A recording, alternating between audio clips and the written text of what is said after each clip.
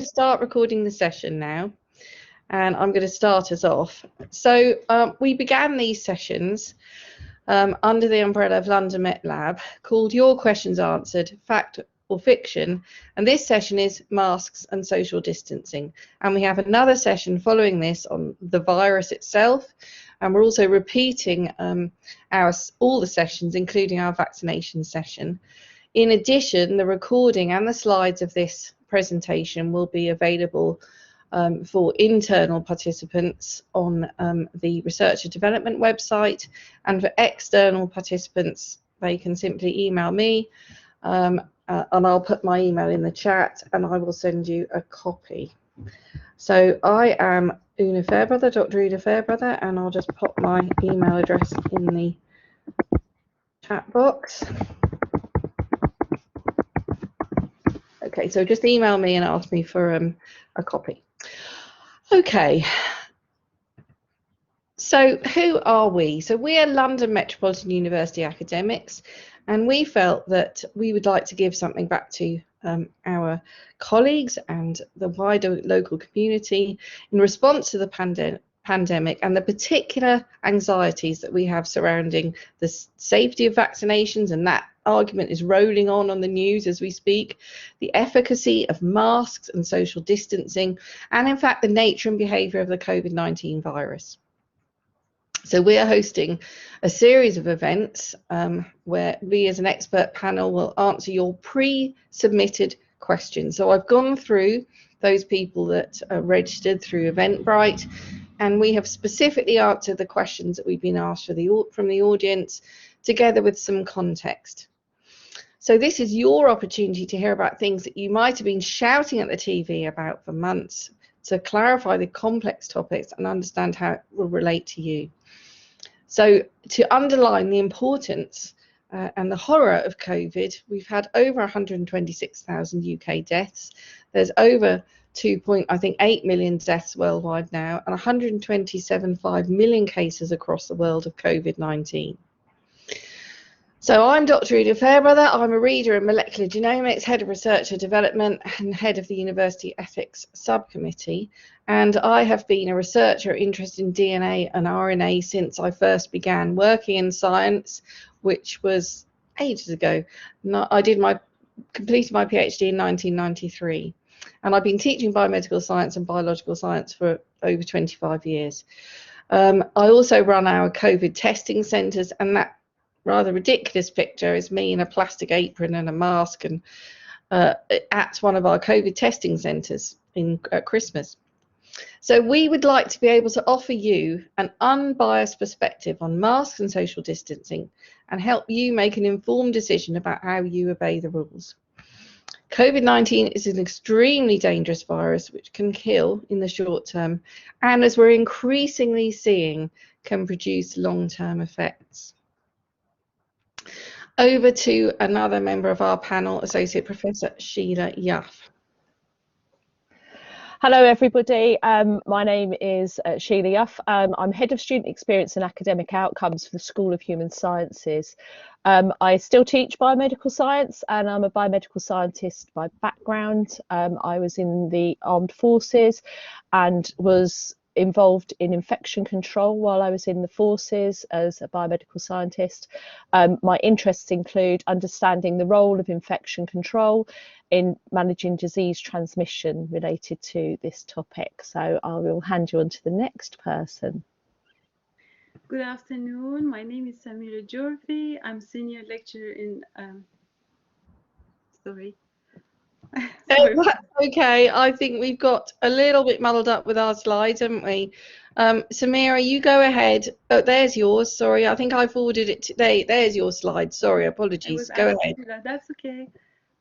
So I am Samir Durfee, senior lecturer in biosciences. I'm also the course leader for biology of infectious disease. And my research interests are in viral infection, cancer research, and microplastics in health and disease. And I'm here today to talk about the social distancing and the importance of wearing masks. Thank you. Thank you very much. Dr. Stephen Hills. Hello, everybody. My name is Stephen Hills. I'm a senior lecturer in the Guildhall School of Business and Law, and I'm also the director of the London Metropolitan University Health Economics Research Group. And particularly interested in today's session because I'm currently working with the NHS on conducting research into social distancing, but also into vaccine uptake. So particularly interested in what we're seeing at the moment with the Oxford vaccine and the blood clots, and my research will be looking into the impact of this episode on uptake. Thank you very much. So we hear a lot on the television and radio about risk, and risk is something that I think that it's very easy to misunderstand. What does it mean for vaccines? Well, if we have the efficacy of a vaccine as 95% based on our initial trials, that means that most people will be fully protected, not 100. Most people will be 100% protected, but not everybody. It doesn't mean that everybody will be mostly protected. It means that most people will be fully protected and some people will not be protected. So you will be most likely fully protected, but you will have a small chance not to be. And some data from Israel, I think, helps to put this into context, where 750,000 fully vaccinated individuals, after they'd had their vaccination and the vaccination had been had produced the vaccination had produced antibodies, about 0.07% were then tested positive for COVID. Now, what the vaccinators tell us is that even if we catch COVID after we've had the vaccination, that means that the infection won't be as severe, and that is borne out by the data. So the data shows us that tenfold fewer people that did catch COVID after they were vaccinated were hospitalized. So we had a very low rate of hospitalization after somebody has been vaccinated, and if they were unfortunate enough to be not fully protected. So the risk of having a vaccine and not being fully protected is very low. So, however, we do therefore need to take care until up to 95% of the population have been vaccinated, because we know that 1 in 3 people who have COVID are asymptomatic, and so that we can pass on COVID without knowing it.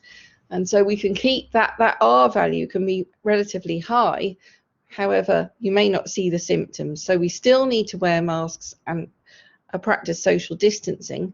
And if we do that, what we're doing is reducing the rate that the virus can replicate, and therefore increasing the chance of pushing it out of circulation, if not altogether, at least to a large extent. So I hope that hasn't been more confusing. And I think the other thing I'd like to say before I pass on to the next speaker is that our perception of risk is greatly skewed by the way that we view news and media. And I don't mean social media, just any media. Because what you had was that lady on the news this morning talking about her brother who had died of COVID, died of a clot suspected after the AstraZeneca vaccination. So what we see is a big story. It's occupied a certain amount of time of our viewing time. And so that it makes the risk, which is tiny, seem much more real, much more likely than it actually is, because we always were beamed the interesting stories, and so what you get is the tiny percent where this isn't safe greatly highlighted. Now, that's not to say that we shouldn't take these issues very, very seriously. We should, but I'm just saying a caveat to the news is to think that the minority becomes discussed. So the tiny amount of people that have a blood clot and very sadly are very ill from that or possibly die will be on the news because that's a newsworthy story. So anyway, I could talk about this for a long time, and we've got lots and lots to get through, but just be aware that we have a very small risk of catching COVID if we've been vaccinated, but the risk exists, and that until we are all vaccinated, we need to be very careful and keep up with our masks and social distancing. And the rest of this session will be really presenting you with facts and figures and discussion about issues of that. So I'll pass on to Dr. Durfee. Thank you. So the risk of COVID-19 to the BAME population. Public Health England published a report looking at the reviewed the disparities in risk and outcome of COVID-19, and they showed that the highest diagnosis rate of COVID-19 per 100,000 population were in people of Black ethnic groups, 486 in females and 649 in males. And the lowest were in people of white ethnic groups, 220 in females and 224 in males. And after accounting for the effect of gender, age, region, and they showed that people of Bangladeshi ethnicity had around twice the risk of death when compared to people of white British ethnicity. And people of Chinese, Indian, Pakistani, other Asians, Caribbeans, and other Black ethnicity had something between 10 to 50% higher risk of death when compared to white British. So again, it shows how important it is to follow the social distancing rules and wearing a mask. Thank you. Very much. Sheila. Thank you. I'm going to talk about masks in general throughout this talk there, and we're going to, first of all, do masks work? And the answer is yes. Although we were discouraged quite a lot at the beginning for masks there, it shows in this slide that it's very effective when you look at reducing the risk of transmitting droplets or aerosols when you're wearing a mask. So don't know, I'm going to try and put the little indicator on. Hopefully you can see this on your screens as well. You can see in here, when you don't wear a mask, the coronavirus droplets can still spread. And when you wear a mask, it's reduced right down. And again, if it's aerosols, now when we cough or sneeze, we produce larger droplets, but when we breathe in and out normally, we produce aerosols. I'm sure you've all walked outside in the cold weather, breathed out, and you've seen that little mist that we can create as we're breathing out there. So this shows that there is a lot of use in wearing masks when we do when we're out and about. When we go into areas, when we're with other people, they become really important. As much, they always used to say, it's for us to protect others, because when we're breathing out, if we have got it and we're asymptomatic and we don't know, we're stopping the spread of it there. These tests were done on people who actually were symptomatic with coronavirus. There was also work done on influenza and rhinoviruses, and that showed again that both of them were dramatically reduced in transmission when we were wearing masks, which is probably one of the reasons why this year our rates for influenza have dropped really, really low. And that's because more of us are wearing masks and we're washing our hands and we're using good respiratory hygiene. So it's quite good there. So I'm going to pass now back over to Una, and I'll be back with you soon. Thank you very much. So people have asked, should we stay away from people not wearing masks? So in short, I would say the answer is yes. Breathing, talking, singing, sneezes or coughs all produce a fine spray of liquid consisting of both droplets and aerosols that we saw in the last slide. And the virus, which scientifically is SARS-CoV-2 or COVID-19 or COVID, is contained in these particles. So it survives in these little liquid droplets. And the liquid droplets, as Professor Yup mentioned, can be very tiny and called aerosols. So droplets traveling through the air can land on eyes, nose and mouth, but gravity pulls them down. So droplets are less dangerous than aerosols. Aerosols can float about in the air for minutes to hours. And I think that the best way to imagine the way an aerosol behaves is to think about cigarette smoke. So those of you that are old enough to remember when people smoked everywhere, if somebody smokes in your kitchen, the room becomes full of smoke and the next morning it will still smell of smoke. If you're outside, that's a much lower danger. So when we breathe and produce aerosols, they behave very much like smoke. And in an unventilated room, that can last for hours. So aerosols breathed in by individuals. So if you were near somebody else who wasn't wearing a mask and you were not wearing a mask, the danger that you could breathe in droplets and aerosols is hugely decreased by wearing a mask, which will block your breathing in of aerosols and also your breathing in of droplets. But of course, if you're close to somebody and you're not observing social distancing, droplets could fall on you, and then that could contain virus. So is interior ventilation important? This is another question that we were asked in the session, and also this is very pertinent to people thinking about going back to their offices during the release of lockdown. So if we have good interior ventilation, it will reduce the risk of transmitting or catching COVID, because of course virus can accumulate without being in direct contact with a person. One open window is good. 2 open windows is much better because that creates a cross draft. However, evidence from nature says that doubling the amount of outdoor air reduces the chance of infection by up to 35% in what they described as a densely packed venue. So that could be an auditorium, a theatre, or a classroom. Wearing a mask indoors is even more effective than keeping the window open.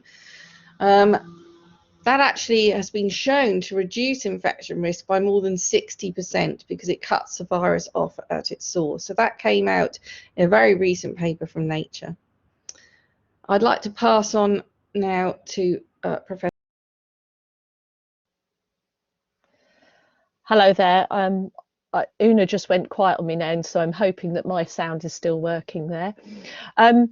So when we're socialising outside, should we wear a mask? Is it safe, etc.? Is the next question that we've been asked as well. So if you look on these photos here, on the top photo in the corner, on the left-hand side, you can see a very, very packed street with lots of people, but they are all wearing masks. So if you look at the risk of infection on a 4-foot wide sidewalk, this one was probably 6 foot, but it's probably got 100 people on it, more there. If every breath was a cough when you were walking past people and you walk past 100 people, you've got a nearly 19% chance of catching COVID off of somebody else if you're not wearing a mask and they're not wearing a mask there. If they're just doing normal breathing, the rate does drop dramatically.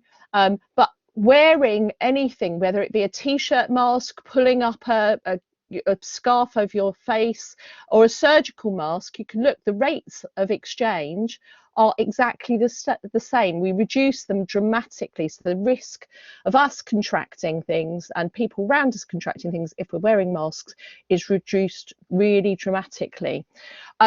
This gentleman here, if you look on the right hand side in the top picture, that is the best way of socialising outdoors. You can see he's out on his own, walking in the countryside. Nobody's around him other than the person obviously who took the photograph, but hopefully they were distancing when they took that there. But that is the safest way to walk around there. And just an example here, there's 2 people and they're walking their dogs. Masks do not work. As if in this case, you can see this gentleman has got his nose hanging out because droplets and aerosols are released from our nose as well as our mouth. And this gentleman is keeping his chin warm. So he's also got his mouth and his nose there. So not wearing your mask properly is not effective at all there, but it does show that there is a benefit in walking there. And I would say that in the next few months, if you feel unsafe and you're walking around there, you wearing a mask does help, because it also, the fabric works both ways, so you do reduce the risk of it coming into you. But remember to clean hands, because you pick it up on surfaces when you're out and about. So what type of material is best for protection? You can see here there's an image with lots of different types of masks there. There's the N95. The N95 without an extractor on it, a venter on it, is the best types, but these are used industrially and they become very hard to breathe through yourself over a period of time. So we know that wearing the mask is a really good thing there. I've shown you you've got the impact of wearing them there. You can see that it reduces the risk by wearing them. It's the same data as on the slide before, but it's been shown that you can wear non-medical masks. You can wear these blue types here that you can now buy. I think originally we were discouraged from buying them because it meant that people in the hospitals and medical environments couldn't get hold of them. But there is great value in wearing the masks that are homemade when they're made with cotton. They can be just as effective, and I will be talking about the materials that we can use for them there. So they do, even if they're not medical grade, they do have a really good impact on reducing them there. As you can see in the data here, there is no difference if you're wearing a surgical mask or a homemade t-shirt style mask. Thanks. I'm going to pass over to Stephen for a minute. Sorry. No, that's what I was just saying. Thank you very much. Dr. Hills. So another one of the questions that we've been asked is, do you need to wear a mask if you've had the vaccine? And the short answer to this is yes, you do, because none of the vaccines are 100% effective in preventing infections, and also data on vaccines preventing hospitalization, severe COVID and deaths is still incomplete. So we still don't have enough numbers on the more severe results of COVID. So it's still recommended that you continue to wear a mask even if you've had the vaccine, and this is for two reasons. So first of all, to protect yourself, and this was actually something that was really conveyed effectively by Chris Whitty in a recent press conference, whereby he said that after you have some protection after 2 weeks of the first dose, more protection 2 weeks after the second dose, but most when those around you have also been vaccinated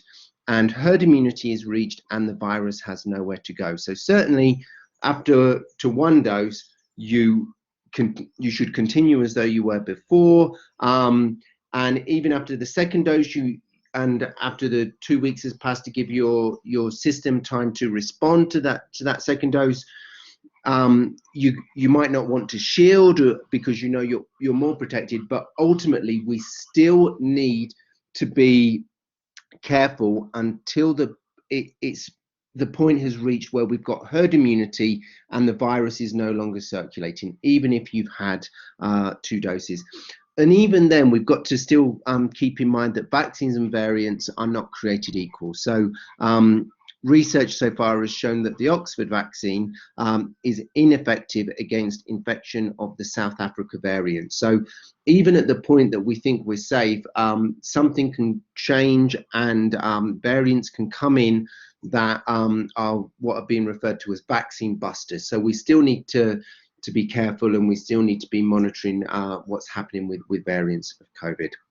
But even if you're somebody that thinks, oh, I don't care, I'm so healthy, I'm so young, COVID isn't going to hurt me, my argument to those people to continue to wearing a mask even after you've had the vaccine is to protect others, because you can still carry COVID.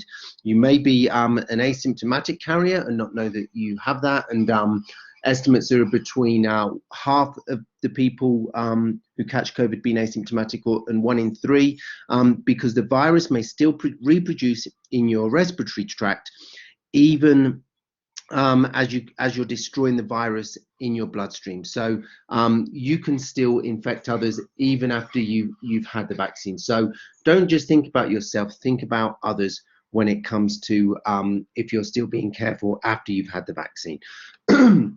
And the importance of this is illustrated by what we're currently seeing in Chile. So Chile currently have the third most advanced vaccination program after Israel and the UK.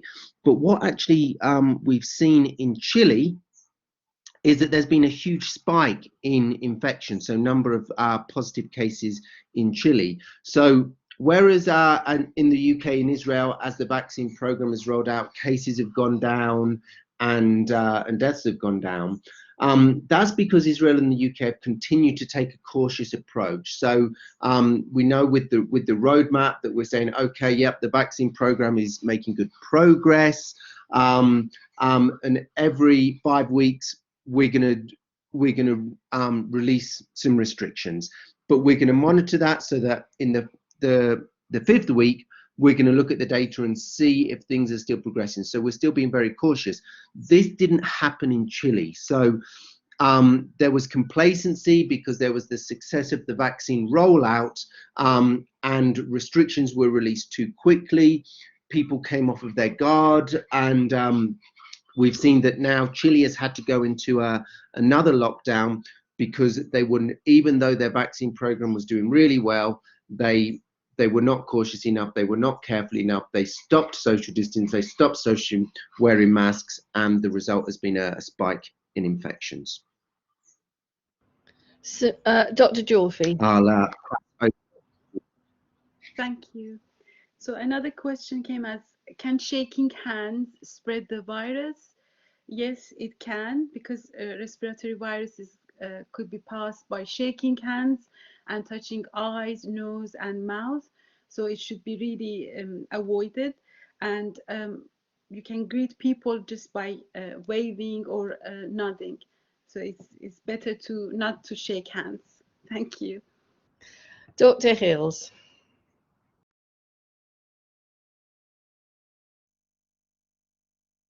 So why do we think that wearing gloves is not mandatory? Another question that was posed to us. Well, the reason is because that gloves can actually provide a sense of security, where you think you're wearing gloves and therefore you're not going to expose yourself to COVID. But if you get COVID, if you get the virus on your gloves and you touch your face, you're still exposing yourself to the virus. And in fact, washing your hands with soap or using hand sanitizer with at least 60% alcohol is just as effective as wearing protective gloves and discarding them. So your hands will be clean once you've taken the gloves off, but your hands are also going to be clean from washing them. So wearing gloves isn't mandatory because washing your hands is just as effective. Thank you very much. And I think, you know, that comment is if you've been trained in using in using techniques in the lab to reduce spread of infection, when you see people, for example, on Holby City wearing gloves, you can see that you need to be trained to use them. So once people wear gloves, they touch their hair and they touch their face and they put their finger in their mouth and they get their phone out, and this will spread virus absolutely as effectively as if you weren't washing your hands. So if one is going to wear gloves, you have to do it in a way which is sensible and which takes into account the fact that you could be spreading virus with the actual infection on your gloves. So we were also asked, what was the impact of the delayed implementation of compulsory face coverings in the UK? And what I would say to that is that science supports using masks. It reduces the chances of transmitting and catching COVID, and some studies suggest that masks might reduce the severity of infection through viral load reduction. So not only can you reduce the chance of catching virus, but you can reduce the severity. So severity of infection is often triggered by how many virus particles that one takes on board at the same time. Did the UK delay introducing mandatory mask wearing, which was what the science recommended? So yes, so unfortunately the evidence points to the fact that the UK did delay, and I've got some evidence for that. So if we look at the literature, as early as February and possibly earlier than that in Chinese literature, masks were being recommended to travellers as protection against COVID-19. So this paper was published at the end of January, beginning of February, and it says that travellers should bring masks, maps, and then it talks about other issues. So in March, we saw the announcement that face masks play a very important part in places such as hospitals, but there's very little evidence of widespread benefit for members of the public. So that was Public Health England, advised by the government, to put out this particular notice. And then in April 2020, the World Health Organization said that wearing a medical mask in the community setting is one of the prevention measures that can limit the spread of certain respiratory viral diseases. So that contradicted what the government had said in March.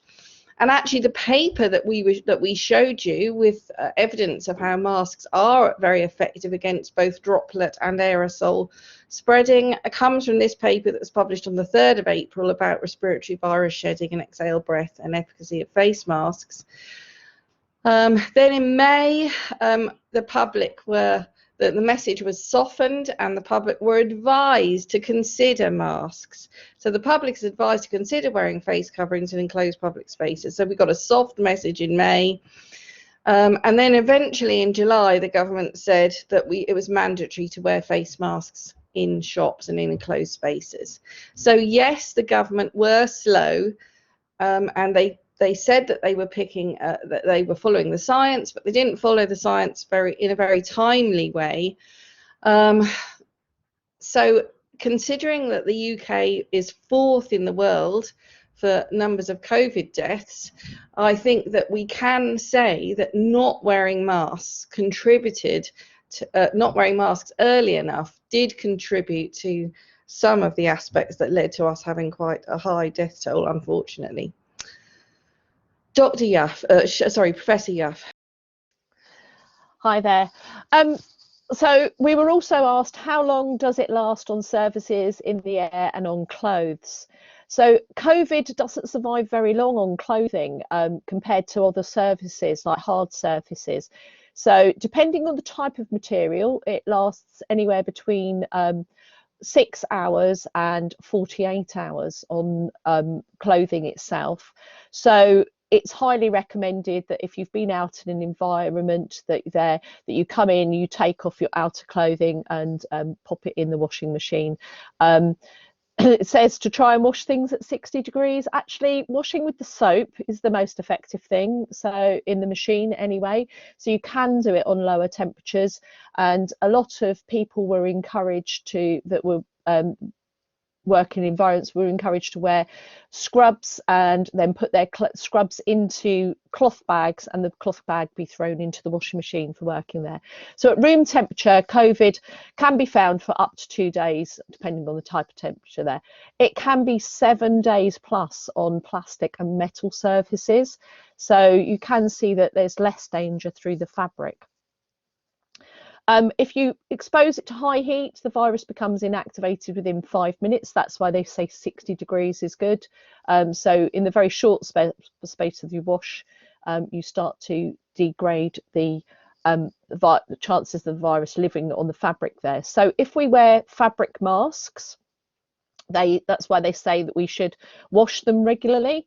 I've got my mum into a lovely little routine. She boils a kettle of water, pops her mask in, pops some water, cold water in first, then tops it up so that she can just about cope with the finger in there, and she leaves it in there for 5 minutes, and then we'll put it in a little washing cycle there. So she's used the heat quite quickly, but that also stops the elastic degrading too fast in there, because you don't want your elastic stopping your ear bits not holding on properly. I will say one of the things that's really important is the fit of the mask as well there. So a lot of the homemade masks, it's trying to get a fit that's really good for you, that's important there. But it's been shown that cotton is a really good fabric to do it there, and it becomes undetectable by a method where we try to recover the virus which is the TCID 50 test. And what we do is it shows that within 24 hours there, it will die off the fabric anyway without it being washed there. So we need to be very careful when we're handling contaminated PPE. So that includes our masks, because our personal protective equipment when we're out in there, and it's good that we can use cotton. And at the university, we're about to start doing some tests where we use cotton and a hospital grade material to try and make masks that would be recyclable, because currently in the hospital, in non-surgical environments but clinical environments, they're wearing using disposable masks which do contain plastic and are contributing to extra waste. So it'd be nice if they could have something that could be thrown in with their scrubs in the machines, and looking forward there. So I will now pass on to the next slide. Thank you, Dr. Hills.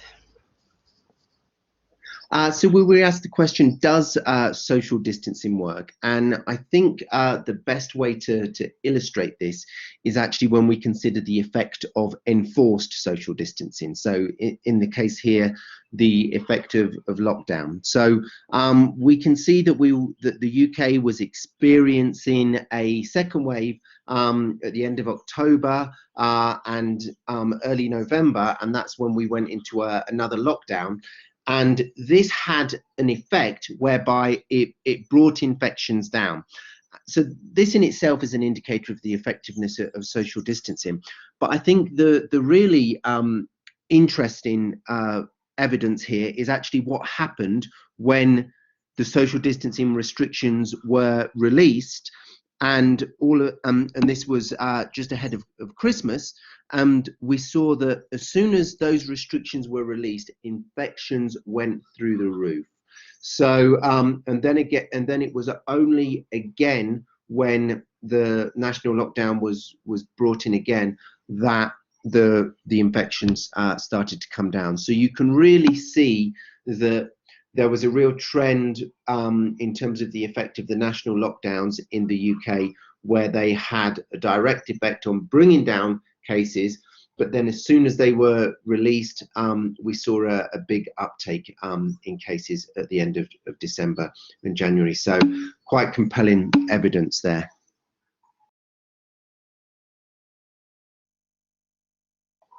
Thank you, Dr. Hills. The next question. I'm the next question as well, aren't I? So yeah, why are people so against masks?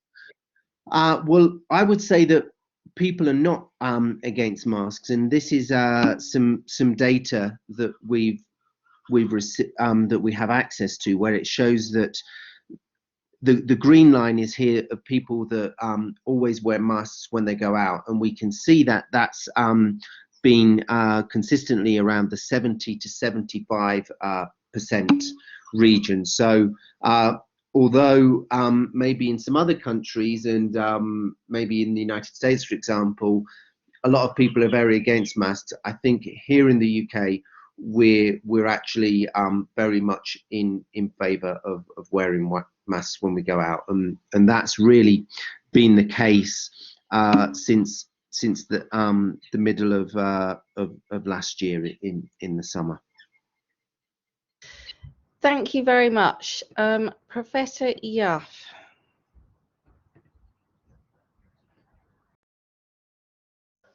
Sorry. We were asked, does social distancing affect your mental health? Now, there's lots and lots of evidence that isolation and quarantine have led to higher levels of depression and anxiety being reported to GPs and hospitals. And really sadly, we're starting to get evidence of the increased rates of suicide in younger members of the community as well. And they're linking this to the fact that they haven't been able to meet up with their friends, their normal personal liberty, going to the places that they were, having their routines altered, and even the loss of jobs have affected people quite dramatically. Even those that have been put on furlough have found it very hard, because actually part of joy of going to work is actually the socialization and mixing with other people. And there's been a lot more increase of violence against people been seen during the periods of lockdown. Symptoms that we see in people include frustration at the beginning, and this frustration can lead to violence amongst people, boredom, low moods, and these are increasingly being reported to GPs all the time there. We do think our next pandemic is going to be the mental health issues that come out of having had such periods of lockdown and the results of this virus there. So we're also going to see more anxiety as we open up out of lockdown as well there. People are going to be frightened, they're going to contract the virus still because they don't feel that there's been enough vaccination going on. They're worried about the vaccination and how effective it might be. All the rules about changing, about how far is social distancing, what's acceptable, you know, why on one day can we not sit in a pub garden and have a drink with somebody, and then all of a sudden next Monday we're allowed to? So what, you know, people just are like, well, how can it be different next Monday to it being difficult, you know, different on the Thursday today? It's partly because we have to manage moving towards opening things up, so they're trying to do it in stages there. Una mentioned earlier on how media can heighten the worrying about things there. So she was talking about the clotting that's been associated with the Oxford AstraZeneca virus. We do get small cases of these things there, but when it's against millions of people, the risk rate becomes very low, and the risk rate can be, forgetting these things can be just as likely, but that's hard to know, and it's hard for people to understand which sources are good sources and what they should be doing there. And they've seen that people with pre-existing mental illness are reporting even worse the worsening of their cases, and they're finding that things are struggling there. So I think we will see people that are also frightened to go out when we're allowed out from this as well. So I'll now pass on to the next speaker. Thank you. You're absolutely right. I think that I mean, the reasons that we've set up this session is to create some sense of a source of information that is unbiased. We're not talking from a political perspective. We're talking from a genuinely a scientific perspective, rather than people who just say they're talking from a scientific perspective, not mentioning any names. Dr. Hills.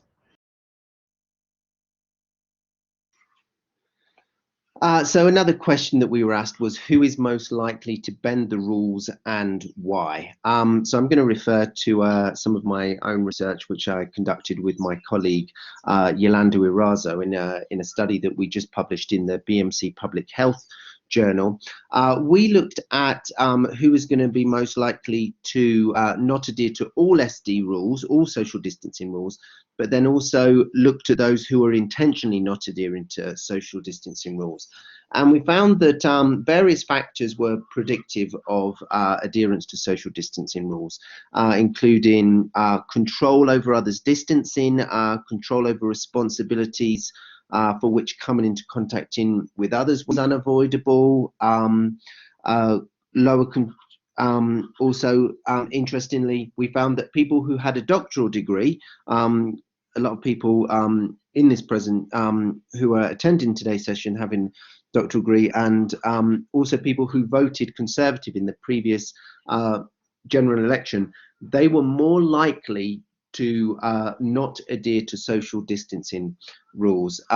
But the effect of these particular factors wasn't particularly strong. Ultimately, what was really predictive of whether somebody broke social distancing rules or not was vulnerability.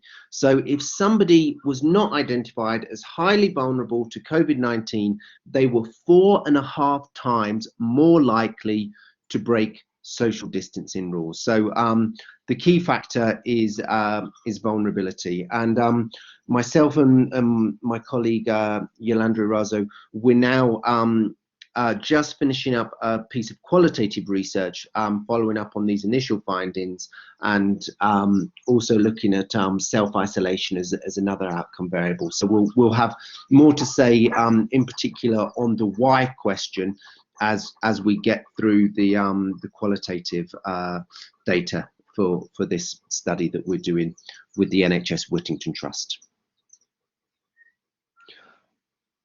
Then just in terms of the next question that we were asked is, why should we obey the rules? So I think I spoke a little bit about this earlier in terms of thinking about others, because, you know, this is a question, why should I obey the rules if I'm not vulnerable, and if I'm healthy, if I don't think I'm going to be affected by COVID, why should I obey the rules?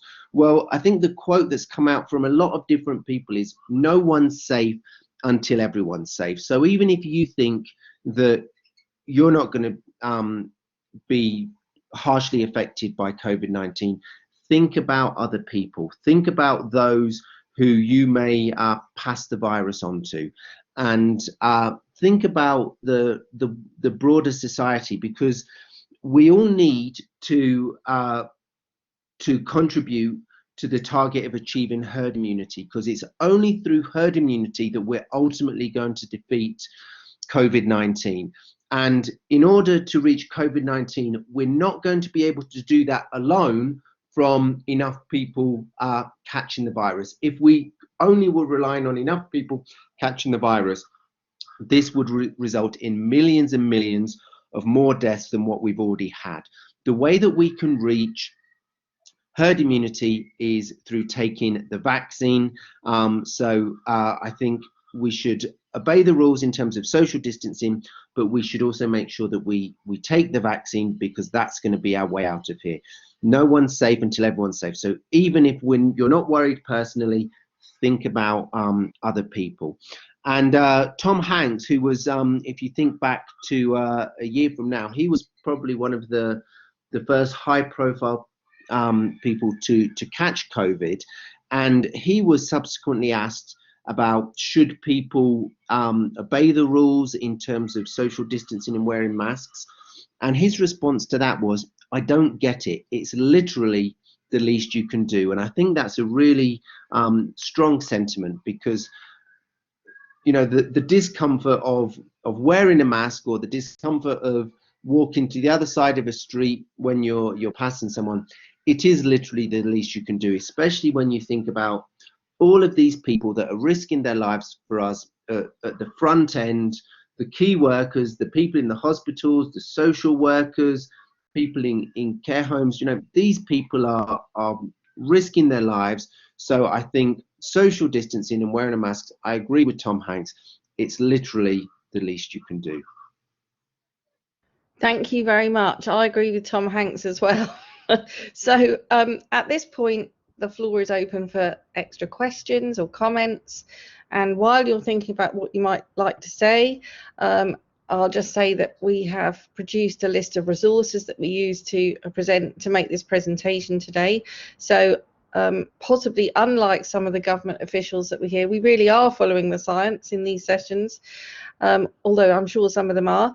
And we have other events in this series. So today's event was talking about social distancing. We've got another one about the virus the following week, and also that afternoon a repeat of our vaccination session, and then we have a repeat of this session, and then we have a repeat of the virus session. So do we have any questions or comments from the floor?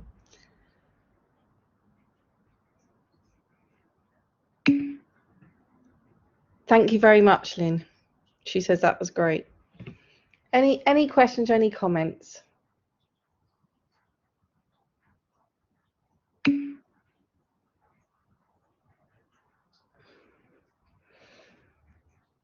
Okay, well, what I'm going to, if we don't have any more questions and comments, have any of the panel got anything extra that they'd like to say?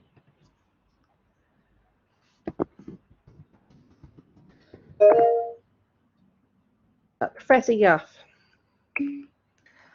Hi, I think it was really nice to be given this opportunity as well. I'm really glad that I work in a place where we think that we should be talking about these things openly and questioning what we're being told in the first place there. So we've got some really nice comments coming up there saying that from Linda says she wanted to know everything that she wanted to know was covered and it was a good presentation. So thank you, Linda.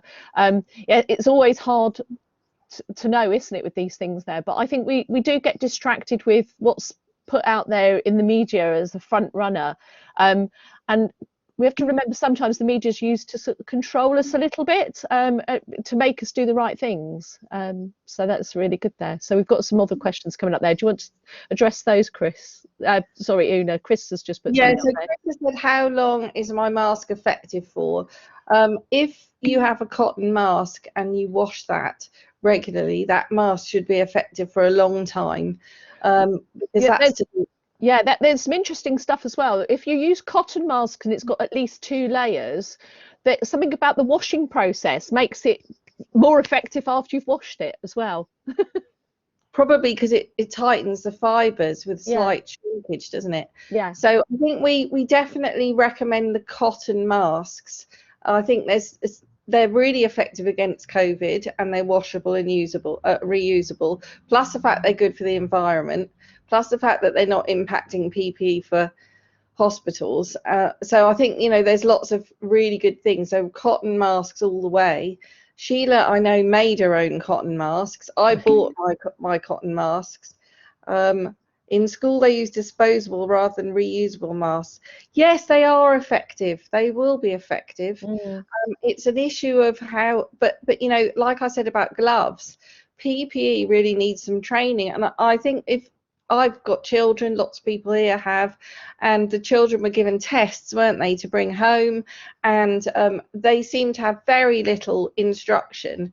I mean, I appreciate the fact that when you ask kids, what did the teacher tell you about something? They nothing, that probably isn't quite true. But I do feel that, the level of instruction about usage of masks and in fact tests as well has been quite low, and it should be something perhaps that we see on posters. There's certainly lots of posters about how to wash your hands. I think there should be more emphasis on how to use masks safely, and all these questions about how long will it last, is it going to last all day, they're very valid. And if you've got a paper mask on and you're a kid, and then you've taken it off to eat, and then you've put it back on again, and you've touched the outside of the mask, and that contains an infected droplet, in fact, that's not a very good use for masks. So I think that the best defense for kids is to use those tests. So they've gone to school, they've worn their mask, they come home, do the tests twice a week that they're given, oversee them. If you're not sure how to read them, ask one of us. We're always here to help. There's some really good videos on, and I can actually post I can give people some access to some videos that are good about that. We're getting loads of questions on here. I was also going to say, one of the things is, once your cotton mask gets wet against your face, you do need to change it, because at that point, one, you're going to breed bacteria and stick that against your face there, but also it reduces the effectiveness of the mask while it's wet. So I do know that people, when they're wearing them, if they go out running and stuff like that, have this as a problem. So then you need to change that mask when you finish, get to the end of your run, and then sort of put a dry one on. So having lots of cotton masks that you wash regularly is a really good thing. Yeah, I've got 10. It was a pack of 10. So Klaus has said, do you expect a cultural change for people wearing a mask when they have a cold? I think there will be people that wear masks all the time, and I think probably they will be people that feel that they're vulnerable, people that are perhaps immunocompromised or older or so forth, may wear a lot more masks. People wearing masks to protect other people, I hope that people would do that, but I wonder if that will fall by the wayside when people get sort of tired and bored of worrying about pandemics. So maybe. Amici said she was able to get a vaccine by just going into a vaccine centre that had spare vaccine. You can just walk into a COVID centre, they might have space at the end of the day. That's a very good tip. Janet says her lateral flow testing instructions were very clear at her son's school. That's excellent. Ron says she likes the comment about the fears and anxieties that you made, Sheila, which is, you know, very important. And I think that, you know, one of the things that we need to do is support our community in the difficulties that they're finding with lockdown, with social distancing and all the rest of it. Dr. Hills, you've put your hand up. Go ahead. Yeah, I just wanted to add one other dimension to this presentation when we're talking about protecting ourselves, that also exercise is very important. So one of the things that I did with my father and also my father-in-law, who were vulnerable to COVID, is as soon as the news broke, I said, right, you guys need to increase your exercise. So my dad is now much fitter a year later than he was a year ago, and my father-in-law as well, because they've been doing a lot of walking, increasing their intensity of their walking. So I think that's another protective factor that we should also think about, because I think some research recently found that people that do not exercise are 8 times more likely to be hospitalized or suffer severe COVID as a result of not being fit. Just to follow up from that, Stephen, as well, it's great for their mental health as well. It's really good for people's mental health to be out and exercising. Yeah, I think I have to say that I am terrible at doing that, and if I confess it to everybody, perhaps people will badger me. I've followed our Vice Chancellor's lead in walking around my living room trying to get my step numbers up, but that's about it. So yes, exercise, and that's a good piece of advice that we can give to people, because I think that together with telling people that they've got to wear masks and they've got to be tested, we need to be combining that message with what can people do that will positively help them. Okay, look, we've had a great discussion. Vitamin D from sunlight, absolutely. Of whatever bit of sunlight we have, go out there and hold your arms up. Your forearms are a good area to expose to create vitamin D. So look, we've had a great discussion. It's 2 minutes to. I think I'm going to bring this session to a close, and hopefully see you all again for the virus session. Okay, thank you very much. Thank you. And thank you to our fabulous panel, who are really are absolutely great. Thank you so much, everyone. Thank you, Una, for organizing this. Yeah, thank you for inviting us along, Una, and lovely to see Samira and Stephen on here as well. Yes, same here, Sheila. Thank you. Thank you, everyone.